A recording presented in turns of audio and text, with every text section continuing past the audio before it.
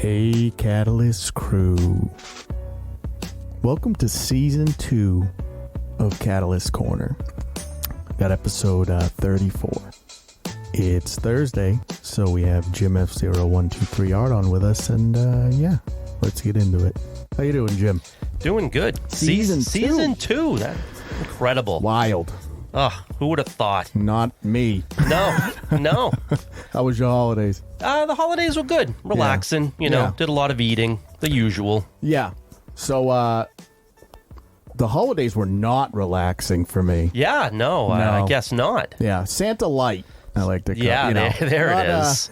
Not as heavy, but no, people are really turning up. There were a couple of late nights getting some of the orders coming in. Yeah, so that's what you want. Yeah, I really appreciate everybody. Yeah, absolutely. Picking stuff up from the shop, and hopefully we'll continue that trend into the new year. Oh, yeah. About to hit 800 orders. Wild. So pretty good for a first year. Yeah. Yes, a successful first year for sure. Definitely. So take a look on there. There's 500 different products now.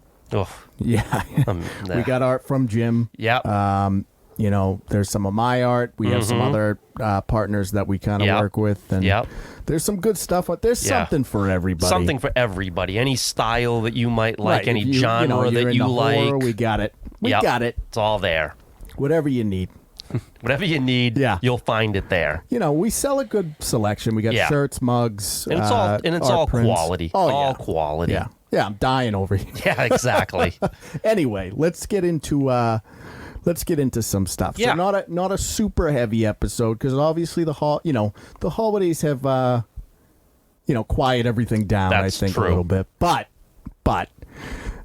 Witcher is just the gift that keeps on giving. Terrible. So that Witcher is my favorite. I do IP. know this. This is like watching your dog get taken out back and shot. Yeah. I don't think going into it, before Cavill and all of this, bullshit about them hating the source and all that, when they announced Blood Origins, right? The way I looked at it initially was, it's just something we have to put up with until season 3 comes. Right. I'll deal with it. Yeah. This is so bad that even the bought-off critics are slamming it into the dirt. Yeah. I mean, it's roughly right now on Rotten Tomatoes at a 2% for audience acceptance. And even with critics, it's 40-something. I think it's even lower than that. Right. So that's what I'm saying is like... It's just despised. I cannot imagine... who put this out, right? When they release... The thing is I can't imagine you're that up your own ass. That you release that and you think it's good. Yeah. They know. No, they know. But again, you have an agenda to push. Right. You have a narrative that you want, and what they're finding out is you can no longer say, "Oh, if you don't like it, you're a racist. If you don't like it, you're a homophobe." Nope, that shit doesn't work anymore, folks. So I'm a pretty, I get on my soapbox with this stuff. Mm-hmm. And over the holidays, I brought it up. And, someone kind of came at me and said, "Oh, you just don't like gay people." And I said, "Well, wait a minute. You pumped the fucking brakes right there." I loved American Horror Story Season 11. Loved it. Because the characters were well written. Right. And the story was good. I just don't like shitty fucking writing. Right, but here again is, you've got the white male who's being told repeatedly by the women of color he's a piece of shit, he's a loser, he doesn't know what he's doing, he doesn't know what he's talking about. And why do you think that the more you do this, it's going to work? It's been proven out now that's not going to work. And the thing is, look, we can say it all we want, and we can try to pretend there's all these geek girls out there. There aren't. There aren't a lot of them. Comparatively to the male viewing audience of these properties. But even if it's an equal number, right? but it's not. Nobody's tuning into this shit. No. Like, but, they're not. That's no, not. They're but not my, making but it for my geek point, girls. No, but my point is this: you have probably 85% are male viewers who love the source material of The Witcher. If you take away everything that they like, and every episode is bashing men. Men are not going to, they've abandoned it. And who's going to watch it? The women that aren't there, that aren't fans? No, that's why no one's watching it. Come to realize at some point, Hollywood, that the audience you're catering to doesn't exist. You're writing for no one but yourselves, and you're never going to make money that way. Well, I think part of it, at least for me, is that when they do shoehorn that type of stuff in, it feels unnatural, and a lot of times unnatural. A lot of times it hurts the plot. Yeah. So what really irks me about Blood Origin is, and I can absolutely understand why Cavill left, because we have taken the source and thrown it out. Right. Because basically, it's one of those things, and you run into this with Rings of Power too, where there's a sort of a blueprint, but it's not all fleshed out, like the actual stories are and everything. But there are pillars, that you should adhere to, and they just said no, fuck that. And they changed an origin of a character to shoehorn in race for ancestry. Not even just that. Aside from the fact that Ciri being related to her, even though it's not that many whatever. I'll take that out. I don't give a shit about that. We can watch, you can say it's been 1,000 years, so over time, whatever. What irks me is that, so the main male character, they turn into a... So in the lore, right? Yeah. Witchers came about because the conjunction of spheres happened, and then monsters entered into the world. And so the mages created the Witchers to protect the humans from the monsters. Okay. That's the lore. Right. And so what Lauren Hershick and her crew have done is said, no. The elves created the Witchers because they were trying to save... Like, are you fucking kidding me? You're completely changed. So the elves create the first Witcher, right? He turns into a monster... and he can have a child. Witchers can't have children. Yeah. They're sterile. So you're just spitting in the face of the lore. Right. And you're spitting in the face of the fans that you thought were going to watch this, who have abandoned it wholeheartedly. And the other problem too is, I hate to say it, but The Witcher is not successful. The Witcher is not a successful show. No. And so you're spinning season off one. Season one was okay. Right, but it had hype. Yeah, and it had did. People tuned in. And Cavill looked the part. Yeah, like for you sure. saw Well, him. He looked the part. He acted the part. But unfortunately, it wasn't that well received where you could spin it off. Like it hadn't gone to that level yet. And then when season 2 came out and it bottomed out, it was like, okay, this may not work. And then you decided, well, I'm going to do a spin-off of a show that's not really that successful to begin with. Well, that's not a good recipe. The thing of it is they for season 2, they leaned so hard into Yennefer. Right. Right? And the thing is, she's shitty. Like in the books and stuff, she's shitty. So it's like you can't lean into a character that's written shitty and then just be like, well, this is the story now. Now the thing is you have Ciri. So you can lean into her, right? But that's Geralt parenting her. Right. So it's like Geralt is not a background character in this story, and that's what they kind of turned him into. Right. And the thing is that season 3 is done. Right, so and Cavill, nobody's going to watch season 3. But the problem is that since Cavill has left, season 3 is going to be awful because he hated it. He quit because it was so bad. Right, it's completely a complete bastardization. Right, so season 3 not only is it going to suck, but you know that with him leaving, you know that there's going to be a lot of people that just have like, why even watch it? Why invest my time on something that's a dead end when I can move on to something else? And everybody will. I mean, sure, there'll be people that watch it, but for the most part, your audience is gonna move on to something else. I think with Blood Origin being as poorly received as it was, because the thing is that it's not a Witcher story. It's like a D&D fan fiction story that they slapped the Witcher name on, which is what every one of these pieces of shit has been doing to fantasy lately. Right. They did it to Willow. They did it to Rings of Power. They've done it to Witcher now. You know, they're just taking these D&D shitty written fan fictions and slapping these monumental IPs onto them. And they're tanking. Right. But on the flip side of that is they're making sure, let me spit in the face of the legacy of these characters while we're at it. But then they're scratching their heads and going like, we don't know why people aren't turning up. Right. Because if it was just a shitty D&D knockoff, right? Yeah. I think you would have more people, you know, watching it and be accepting of some of it. Yeah. But where where you're taking established universes and established characters and then changing them and bastardizing them and spitting in the face of the fans and the lore.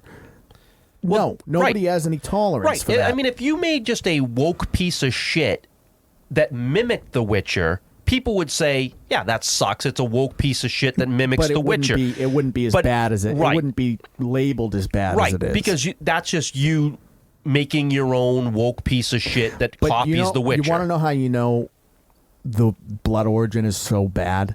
Is that normally these idiots will come out and be like, well, it's bigotry and it's racism or homophobia. Nobody's saying a fucking word. Because, no. They are. Oh, what? Oh, no. I must have missed this. No, that happened just yesterday. Oh, okay. Just yesterday. What did they come out and say? You're racist. Who's racist? The people that aren't watching are racist because you can't take that that women of color are the leads of this show.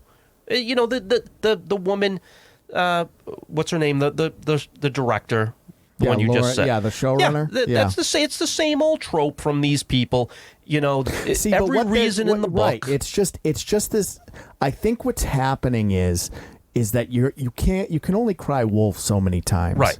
Do you know what I mean? Yeah. And like I said, at the dinner when I brought this up, right? Because the thing is that if you want to watch a movie about or a show about magicians, you know, or mages, watch The Magicians. Sure. You know, there's a million shows that are about that. Yeah. You know, if you want to watch The Witcher, you know, there needs to be kind of an avenue where we can watch that.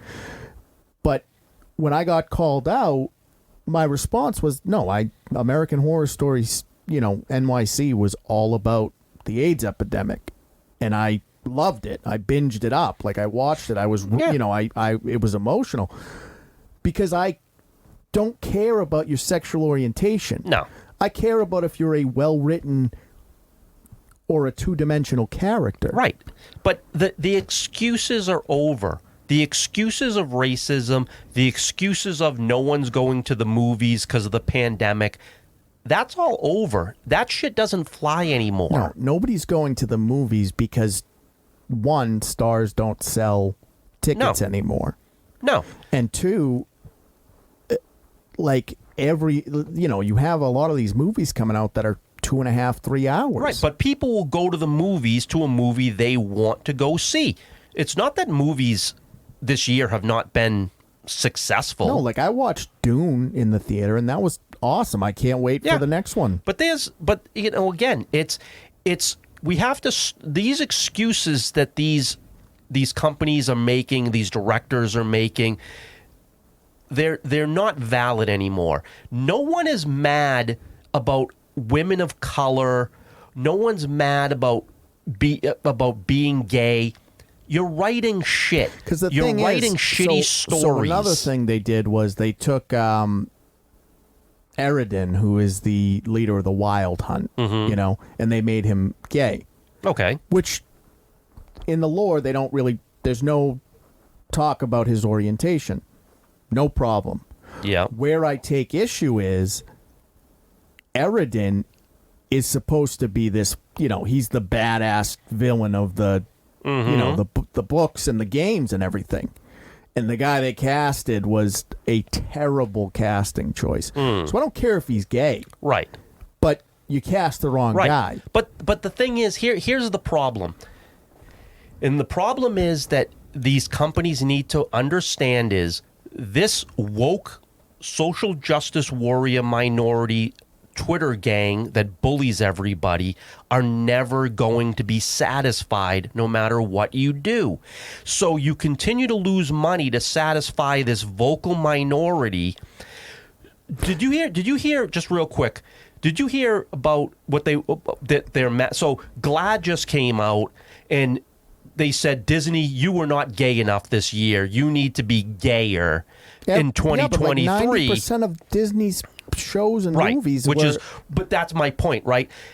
90% of Disney shows had gay character representation, and they were told you're not gay enough. How much gayer do they want it to be? So now what they want is they want the Little Mermaid to also be gay.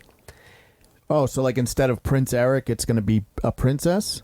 Because they were mad about. I know they were mad about Wednesday not being gay. Right. Yeah. And now they're talking about the possibility of changing that because again bending the knee to these social justice warriors. You know what though? But hold on. Do it.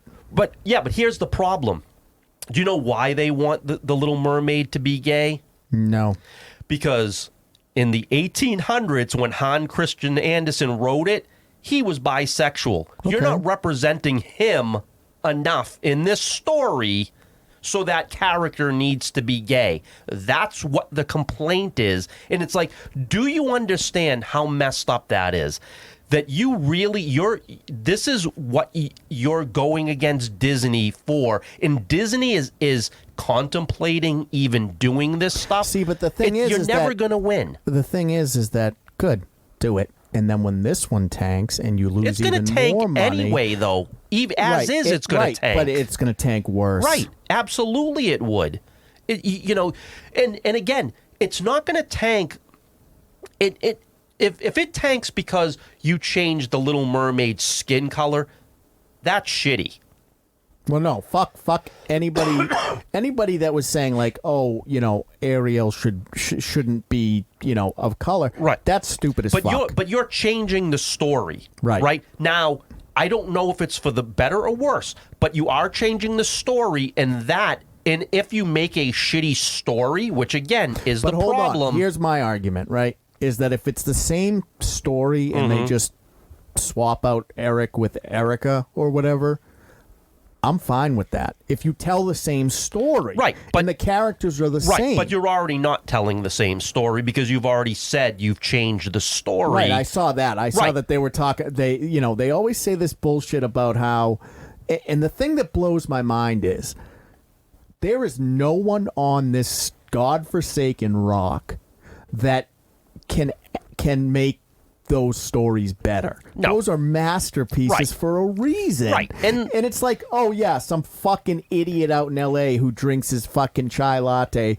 is gonna somehow make Hans Christian Andersen's masterpiece better. Right. And the thing is, the movie's already made. They're not gonna make this change. But the thing is, it's going to flop because you've changed the story. These movies are heartless with no soul. Right. But it's not going to be because she's a woman of color. That's not why. At its core, it's a soulless cash grab. Then you layer on to that, the fact that you've made it better, quote unquote. And so something that would have... Like, because Beauty and the Beast made $1 billion. Sure. It was still a soulless cash grab, but they told the tale, right? It was also the first one that they did in live action. Right, but my point to it is... there was interest only because you hadn't seen... Now you've seen it 1 million times, and it's like, oh, can you please stop? Right, but how many times do we have to see the same... Like, the thing is they don't have any ideas. No. And the people, this is... there's this growing... movement of people calling out kind of nepotism in the industry, and all these Nepo babies are like, oh, well, that's, there's nepotism in other industries too, and it's like, right, but the problem becomes when like if you're a Nepo baby and you have talent, we're not talking about you. Yeah. But these Nepo babies that get in and are garbage. Yeah. Yeah. We're not talking about Joe Hill. No. Because. No, he's very talented. Right. Because, again, you would, if you didn't know, you wouldn't know. No. He made it on his own. He's not his dad. No. He's definitely his own flavor. Right. But he's very talented. Right. But he's had success on his own volition. So that's the thing, is that, yes, did he have a leg up because of his dad? Sure. Yes. But that guy has talent. So nobody's saying shit about him. But somebody that's father is a producer that decides they want to do screenwriting, that is cranking out this bullshit, no. Yeah. Right. And the thing is, but the problem is going to be that when The Little Mermaid flops, it's not going to be they'll because use it. they're going to say it's because it was you're a woman a of racist, color. Right? And that's the problem. This is what we keep hearing. This is what we're hearing about The Witcher Blood Origin now. Right. Even though you wrote a shitty story that went against the lore, it's not that your main character was a female. It's that you're actively going against the lore. Yeah. And again, you are, and this is the trope with these shows, the men that are in these movies are idiots. They don't belong in the same conversation as women, and they're just there to carry their purses while they do all the heavy lifting. How do you really think that in a male-dominated genre that's going to fly? You keep on trying it, you keep on failing, you keep on being told what's wrong, and you keep on doing it and then wonder why, and then keep on blaming the fans for hating the shitty product that you're putting out. And you don't learn, and you keep on losing a tremendous amount of money. But keep doing what you're doing because you're doing great. The thing is that did you see Prey, the Predator movie? No, I didn't. Your main character is a female there, and it's rad. It's a good movie, and she works. Yeah, and she's one of the names that is being brought up for Wonder Woman. Sure, but the thing is that I think there is more than enough space for action movies led by females. This is not me saying all action movies or fantasy movies need to be led by males. There's plenty of them. Like I said, Prey works for me. I mean, unlike the unknowledgeable Jennifer Lawrence, who thinks she was the first ever woman in an action movie, I grew up watching women in action movies from the friggin' 70s. Sigourney Weaver was the main character of Alien. Right. I mean, look, when in the 70s, there was, not only did you have Linda Carter as Wonder Woman, you had the Bionic Woman. You had popular television shows in the 70s in the action genre led by women. Even in the 80s, I mean, from a kid's standpoint, you had She-Ra, You had tons. Right. And that's the thing, is that I'm not sitting here going like, oh, I just want testosterone in males. And no, I just don't want you to take stories where the main character is a male and then take side characters and be like, well, these are the main characters now. Right. And by the way, the main character that you've kind of grown with, he's a piece of shit. Right. Yeah. I mean, again, no one has a problem with women in the lead. That's not where the issue lies. No. And they don't get it. They can't understand. The thing is the reason why the argument falls flat is because you have Prey and you have Wednesday, and you have movies like that and shows like that are killing with a female lead. In Wednesday, you have a Latinx lead. Right. And it works. And nobody's saying anything negative about that. No. Because it's not about... Because you wrote a great story. Right, because Tim Burton knows what the fuck he's doing. Right. It's not about, who your lead is or what their race is or what their sex is or what their orientation is. Yeah. It's about, are you writing a compelling story? If it's a franchise that already exists, are you sticking with the lore? Yeah. You know, I mean, when the last Mad Max movie came out and Charlize Theron was the star of it? Furiosa was a fucking badass. Did anybody say that Mel Gibson? Right. Oh, I wanted more Mad Max. No, everyone was right. Look, that's another thing is they took Mad Max and they made him a secondary character, right? But they didn't shit on him, right? And Furiosa was fucking rad. Right. So it's like you can't, that's a great example. It's just that, hey, look, here's an example where we took, the established main character. There wasn't enough Lord Humongous in my opinion. Yeah. But, But aside from that. Yeah, sure. Yeah. You just got to have him running around. Yeah, exactly. But aside from that, I think Furiosa is a perfect, case study of taking a male main character, sidelining him, and bringing on an awesome female character. Sure. And sticking to the lore, and not destroying the legacy. She was never like, fuck you, Mad Max. Right. You worthless piece of shit. You don't know what the fuck you're talking about. Oh, you're so weak. Yeah. Who are you? What have you done? Right. I'm better than you instantaneously, even though I've accomplished nothing. Right. And that's the thing is that, things that aren't earned don't have value. Right, exactly. And what they keep doing is they keep doing that with Disney's probably the biggest offender. Yeah. And they deserve all the money that they're losing. Their stock is in half of what it was. I think they're going to get bought. I really do. I don't know if it'll be Apple, but I just think that, given Iger coming back and it's only through 2024, maybe he's facilitating a sale. It could very well be. It could be. I mean, because I don't think that. Look, they don't have who there is ready to lead this out of the dregs that it is in. These people that they're talking about have been there. They're the ones that are complicit in the problems that are currently plaguing Disney. So how are they going to fix it? It's a complex issue, right? Like it's very hard because when you start making changes, they can be like, "Oh, see, we're going backwards." But I think as business men and women, right? You're hemorrhaging money every time a film comes out. Yeah. So if that's the case, just I don't know why they're not just taking the stance of we tried it your way. We're losing money. It doesn't work. Right. Yeah. I mean, again, they can sit there and they can champion Avatar 2 as being, making money and all this stuff. But, so here's the we thing. don't know that it is going to make money. So I did a little research on that because when he said $2 billion, I was like, this guy's out of his fucking mind, right? But $2 billion. So Avatar, what he was talking about was because they filmed 2 and 3, right, and a fourth of 4. So all of that needs to gross $2 billion. So basically, it's going to be a huge profit for them. Well, yeah, but you have to remember too, though.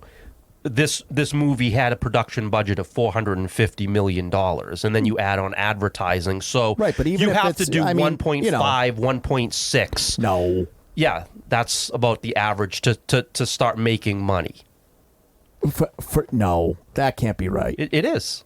For this to make money, it has to make $1.5 billion. Well, it's at $1 billion in like 12 days. It'll make it. No, it'll make it. It'll make money.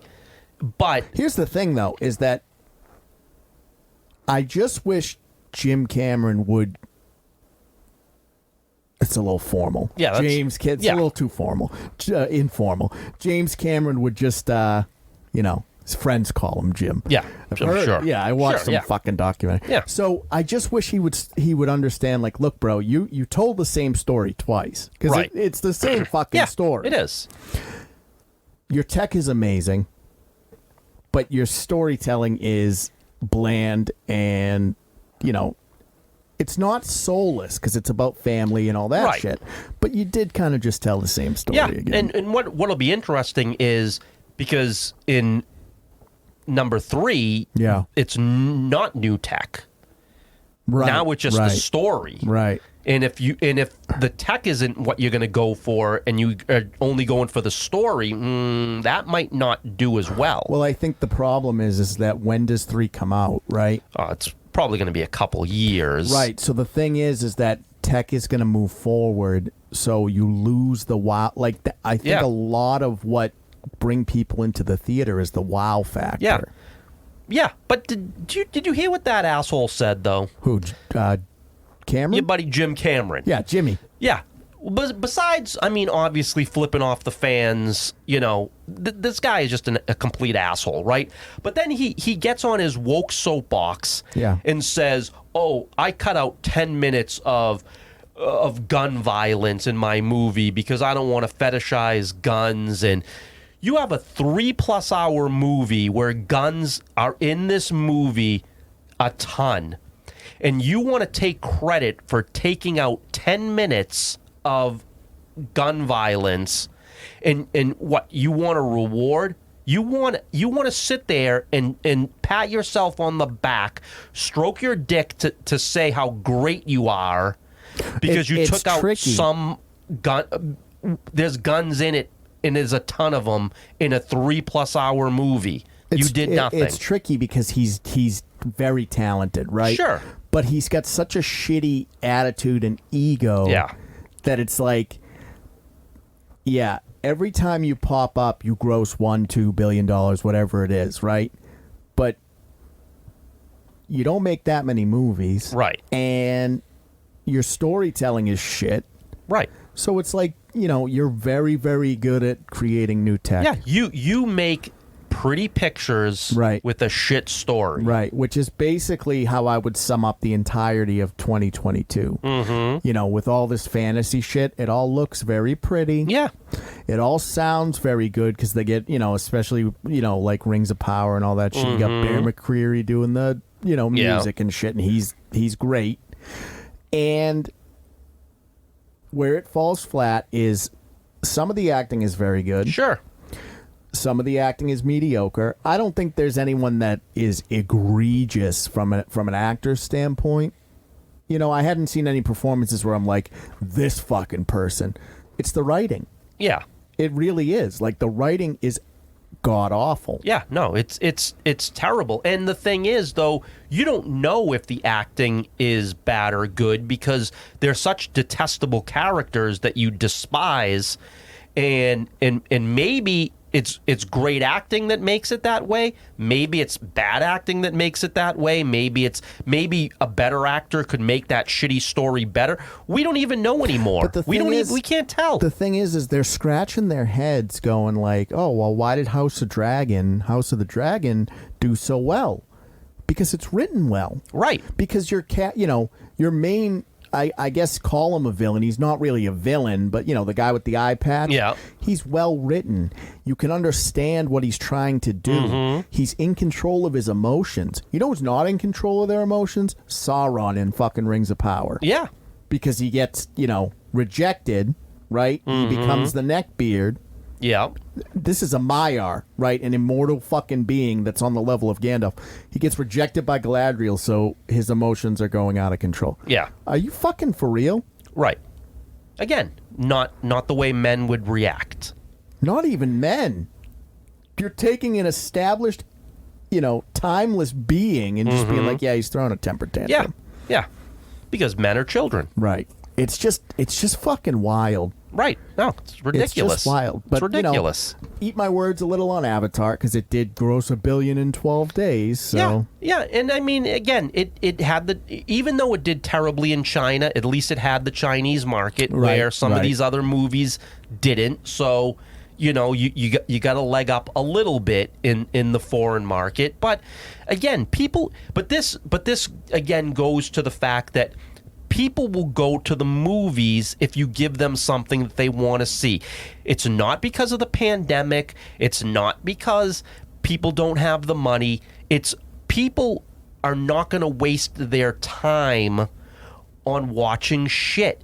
And that's what you've given us in 2022 for the most part. Right. Avatar's an event. It's an event that people want to be a part of. But we've learned to live without the movie theater. Yeah. So because of that, it's like you got to offer me something to get me to go. Right. I mean, again, look, the Marvel movies in Phase 4 were not good, but they made money. People went. You know, Doctor Strange did $950 million. Thor did $750. Black Panther: Wakanda Forever just did $8. Right? It's not that that people aren't going to these movies, no, people or are seeing them. They're not making the money that they thought because they're not all that good.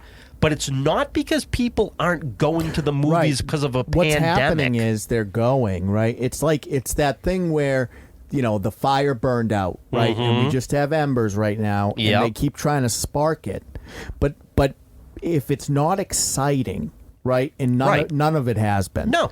You can't get people to go. Yeah, you're not getting good like word of mouth. Your fall off is huge. Yeah, the week to week drop offs have been astronomical. Right, because it's like, you know what happens? This is what happens. Even with like whether you liked Wakanda Forever or not. Like I said, I thought it was decent, too long, but you know, people were like, "Oh yeah, you see the new Black Panther? Yeah, what'd you think? It was okay." Yeah, that's it. That's all. it. That's a death sentence. Right. Yeah. You're not. You're just getting people to say it's okay. No one, and that's the thing, right? When you had something like the phase 1, 2, and 3, this was quote unquote water cooler talk, right? People would talk about this for hours on end, right? Because of how they sparked your imagination, how much they were loved, how great you were seeing this finally come to the big screen from the pages of a comic. You're not getting that anymore from these movies. All you're getting is, hey, you see Wakanda Forever? Yeah, what do you think? It was okay. Yeah, me too. Anyway. And then they move on to the next subject. That's the... Yeah, did you catch House of Dragons? Yeah, that was fucking rad. Right, that's what I'm saying. Exactly. It's like if you don't bring something that ignites, you know, and I don't even think for the money that Avatar is making, I don't think it's the spark to reignite the movies. No, it isn't, because again, we were told about the technology. People are interested in seeing something that they've never seen before on screen, right? And it's getting people to generate a buzz that they want to go see it, but.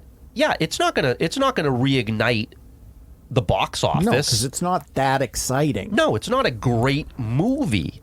It's good, not great. It's pretty wild. I mean, you know, we'll have to see what. I mean, 2020. You know, I don't know what the plan is for next year. I mean, most of the films that are coming out next year are already filmed and in the bag. I mean, exactly. You know, so it's not like there's going to be really any change. No. And what's interesting is, and it's an older clip, but did you ever see that clip of Matt Damon talking about? Because basically what's happened is, because there aren't really DVD sales anymore, the $40 million movie doesn't get made. Yeah. So like Hollywood used to do, you know, a shitload of these mid-tier $40, $50 million movies, and, you know, maybe it would make... You know, you had 10% of them would make a killing at the box office, but they would always make their money back in the DVD sales, right? And that just doesn't exist anymore. Right. So now where you don't have that back end, these studios are just shooting for the moon every time. You know? Yeah. And a lot of times it fails. Yeah. Yeah. And you know, I really do think that their strategy is, well, we'll make movies longer. We'll make them 3+ hours what was that now. One that just came out? Yeah, so that movie Babylon that just came out, starring Brad Pitt and Margot Robbie, is almost the same runtime as Avatar. It's 3+ hours. Well, 3 hours and 5 minutes or Bullet something. Train was like in the 2s. Yeah, and it's like, look, I don't, again, unless you're talking about something spectacular to watch like Avatar. Yeah, but I don't know, man. Three. No, and Avatar is like 3 hours and 20 minutes. That's a whole day. No, and even that, but at least there's something to spark your interest, right? A regular movie that that doesn't have the technology of witnessing something that you've never seen before, you're expecting people to. People don't have 3+ hours anymore to sit in a movie theater. That's not what they want to do with their time. No, I think another thing is, you might have been able to get away with that before, right? But now there's so much content everywhere. Right. It's just like, well, it's 3 hours. Well, you know what? I'm sure I can find something else. Yeah, and but the thing is, a lot of people are saying the same thing too. Is, oh, it's 3+ hours. I'll wait till I can watch it at home because I don't want to sit in a movie theater for that long. Right, but then do you know what happens is it comes out and then it's 7 or 8 or 9 o'clock at night and you click on it and it's 3 hours and you go, it's going to be midnight by the time it's over. I don't want to watch it. No, exactly, and people don't. But you're getting a lot more people that are willing to maybe watch it at home than you are going to the movies. I mean, this movie didn't have a big budget, right? You're talking about your $40-50 million. This is one of those type of movies. It made $5 million opening weekend. Right. You can't spit something out that's so long. Yeah, it just doesn't work. And it's not a great movie. You didn't write a great movie. It's not a great movie. People do not want to sit for 3+ hours watching a movie that isn't all that good. No, I mean, what was that? What was the Mozart one, Amadeus or whatever? Mm-hmm. Like that's a 3 hour. Like 3 hours used to be if a movie was fucking 3 hours, right? Yeah, that was. That was a tentpole movie. Yeah, and there was typically a reason for it. Amadeus, a biography right, or something in history. Endgame was like close to 3 hours. Yeah, I mean, some movies that had a purpose, you knew if it was 3 hours, probably some meaning behind it. It was probably something special. It's just such a long time. Yeah, and look. There are no actors that are bringing people to the box office. No, that is dead and buried. Yeah. I don't, Samuel L. Jackson is wrong to think that somebody like a Chadwick Boseman was somebody like, he's not, he wasn't. He's a great actor, but no one's going, that's the thing is that I think how it used to be is the actors were a much bigger part of the appeal of a film. Right. And now they if they suck at acting, it can ruin a film, but it's like they're actually just becoming what they always should have been, which is just a part, you're the smaller part of a greater whole. Yeah. Yeah. I mean, look, when I remember going to see Guardians of the Galaxy, right? And realistically, going in, Batista was the guy I knew. Yeah. From the WWF, more so than anybody else, and then you find, because I didn't even know Vin Diesel did the voice of Bradley Cooper, right? I knew of Zoe Saldana, but for the most part, you didn't know a lot of those people. It didn't matter. You went because it looked interesting. I don't know why they pay celebrities to do voice acting. Yeah, that's a joke. Yeah, that's where you're losing a lot of money. You're losing a tremendous amount of money. That used to be a draw. And now, like the Super Mario thing is a perfect example. They're like, well, yeah, it's Chris Pratt. Nobody fucking cares. No, and no he's one doing cares. a shitty job, and it's just like, okay, great. Yeah. I mean, again, and I know we've talked about this to death. Yeah. But you give me, you are going to make a Batman movie. Yeah. Get Kevin Conroy or anybody else in Hollywood. Name me anybody in Hollywood that's an actor that is going to beat out Kevin Conroy in playing Batman's voice. Yeah, the only person I can think of is Troy Baker, but he's just mimicking Kevin Conroy. Right. I mean, so it doesn't matter. It doesn't matter if you don't have to be an A-list actor to do voice work. No, and it never was like that. No, never. Never. So that's just very bizarre to me as well. It's just, you're wasting money on hiring these celebrity. And the thing is that celebrity is dying away. It is. It is. They're not. Look, hey, they have their medium. They do a good job. No one's taking it away from them. I think what it is it's the exposure, right? It's like, in the 50s, the 40s, the 30s, all that sort of stuff. You saw them in the pictures, and that was it. Yeah. And you had now- no access to them whatsoever. And it's like, you're learning about, like, Will Smith is a perfect example, Mm-hmm. right? He had this wholesome image in the 90s or whatever, and he's squeaky clean Will, and he can't swear in his raps and all that shit. Right.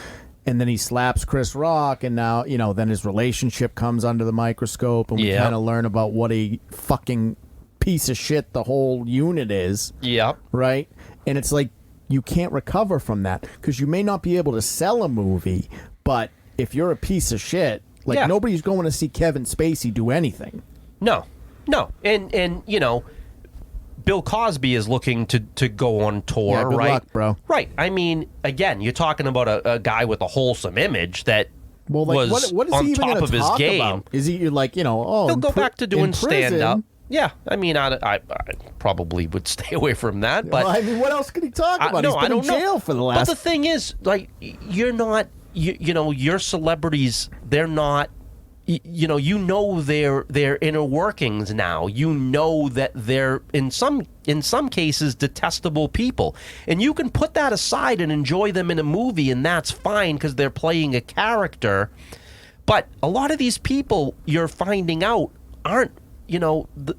They're not to be held on any pedestal. They're not, the people you want to look up to. Before, in the 50s and 60s, these were your idols. These are the people you looked up to. I don't want to look up to any of these people. None of these people I would ever call a hero.